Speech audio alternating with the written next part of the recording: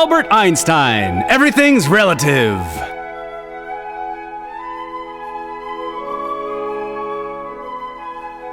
We're in 1879. In the United States, Thomas Alva Edison presents the world with his brilliant idea.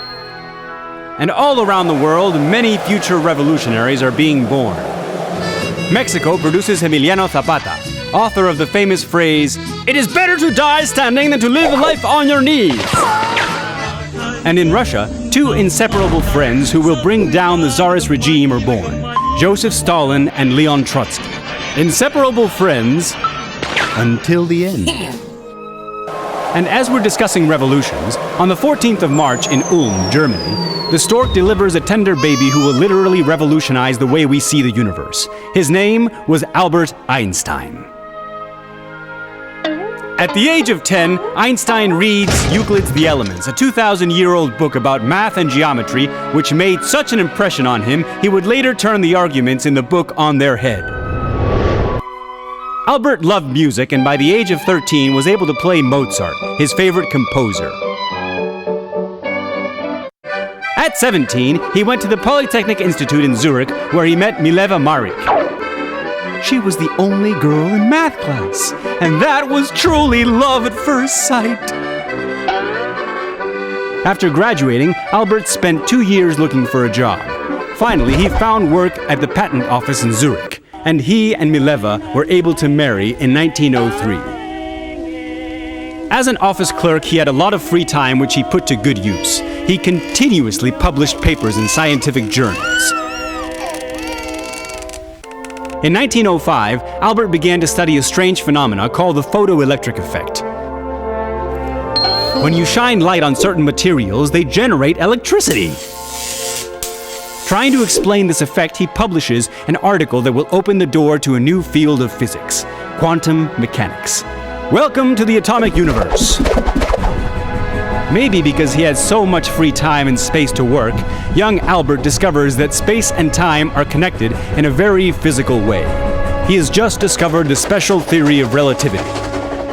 In a relative universe where the velocity of objects we measure depends on the speed and reference of the frame of the observer, light is the only measurable quantity with a constant and unalterable velocity, 3,000 kilometers per second, wherever you are, no matter how you slice it. According to Einstein, trying to explain the theory of relativity is like trying to describe how to fry an egg to someone who has never seen a frying pan, or oil, or fire, or an egg for that matter. His theories have been proven right over time. Light is indeed made up of particles, is bent by gravity, and travels at a constant velocity, and most importantly, nothing travels faster than light. If his theory of relativity was incorrect, particle accelerators would not work, atomic bombs would not explode, space probes would get lost in space, and it would be impossible to measure certain astronomical phenomena. Einstein and Mileva separated in 1914. Their relationship had grown peculiar by this point, to say the least. Albert had set up certain rules, enumerated in a relatively long list to be strictly followed without exception. That my clothes are kept in good order, renounce all personal relations with me that are not completely necessary for social reasons, stop talking to me and leave my bedroom immediately if I request it, do not belittle me in front of our children. Under such strict rules of engagement, Mileva granted Einstein a divorce in 1919, which set Albert free so he could marry his cousin, Elsa Lowenthal, whom he had been having an affair with for quite some time. In 1921, Einstein received the Nobel Prize in Physics for his explanation of the photoelectric effect. He didn't attend the ceremony and decided to go on tour in Japan, giving scientific conferences. Who knows if it was because he was upset they didn't give him the prize for his general theory of relativity. Or perhaps he didn't attend because in Europe they were already starting to engage in the horrifying practice of Jew bashing, and Einstein wanted to get as far away as possible. Whatever the case, Albert gave all the prize money to his ex-wife, which in turn fed theories that she had more to do with his research than we originally thought. Around 1930, Einstein emigrated to the United States, right around the time when the Nazis were coming into power. In 1940, he would become an honorary U.S. citizen. Even though he was a resolute pacifist, when Einstein heard that the Nazis might be working on a nuclear bomb, he personally suggested to Roosevelt the U.S. work on their own version, leading directly to the Manhattan Project and the first atomic bomb.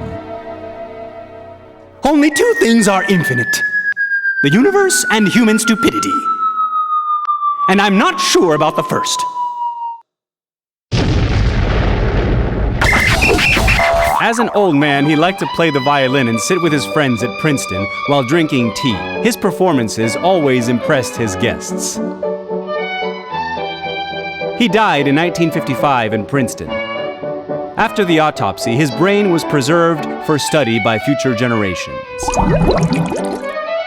Einstein has a crater on the moon named after him.